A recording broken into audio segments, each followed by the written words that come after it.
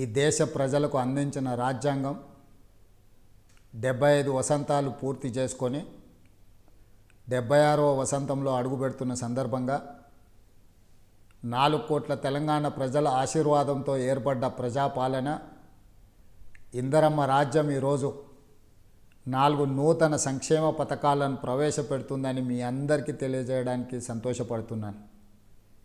మీ రేవంత్ అన్నగా మీ ఆశీర్వాదం తీసుకొని తెలంగాణ రాష్ట్ర ముఖ్యమంత్రిగా 13 నెలలు పూర్తి చేసుకున్న సందర్భంలో ప్రజలకిచ్చిన గ్యారెంటీలను ఒకటొకటిగా అమలు చేస్తూ ఈనాడు ఈ గణతంత్ర దినోత్సవ సందర్భంగా రైతు భరోసా, ఇందిరమ్మ ఆత్మీయ భరోసా, ఇందిరమ్మ ఇండ్లు, నూతన రేషన్ కార్డుల పంపిణీ కార్యక్రమాలను ఈరోజు ప్రారంభించుకోవడం నాకెంతో సంతోషంగా ఉంది.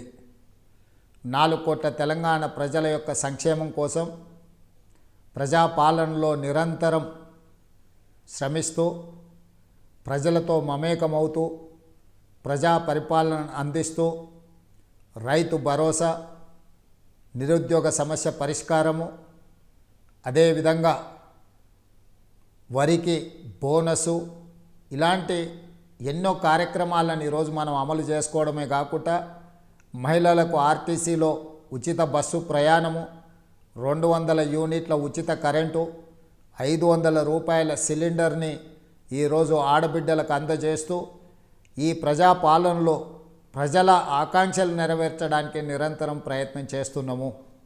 ఈరోజు రాష్ట్రాన్ని చుట్టుముట్టిన సమస్యలను ఒకటొకటిగా పరిష్కరిస్తూ ఇచ్చిన గ్యారెంటీలను అమలు చేస్తూ ముందుకు వెళ్తున్నాము.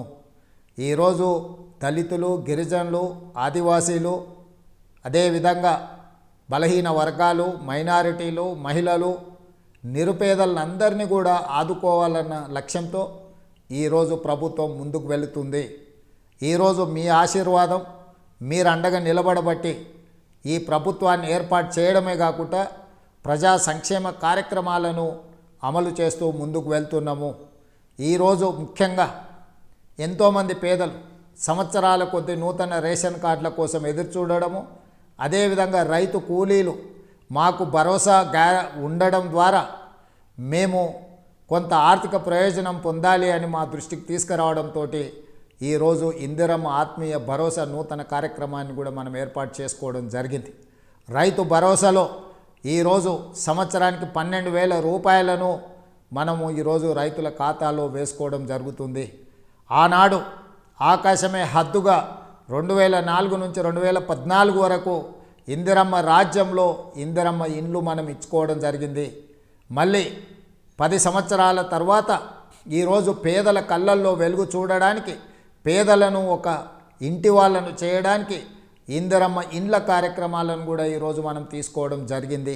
ఇవన్నీ కూడా తెలంగాణ రాష్ట్రంలో ఉన్న పేదలను, నిరుపేదలను, దళితులను, గిరిజనులను, ఆదివాసీలను, బలహీన వర్గాలను, మైనారిటీలను, మహిళలను సంక్షేమ పదం వైపు నడిపించడమే కాకుండా మొదటి సంవత్సరంలోనే 55,143 ప్రభుత్వ ఉద్యోగాలను ఇవ్వడం ద్వారా తెలంగాణలో ఉన్న లక్షలాది నిరుద్యోగ యువకులకు ఈరోజు ఒక ఆనందాన్ని అందించడం జరిగింది.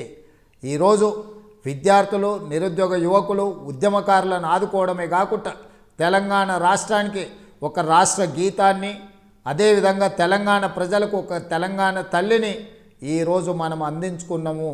ఇంత మంచి కార్యక్రమాలను ముందుకు తీసుకువెళ్తూ మీరు అండగా నిలబడ్డందుకు మీకు అందరికీ మనస్ఫూర్తిగా ధన్యవాదాలు తెలియజేస్తున్నాను.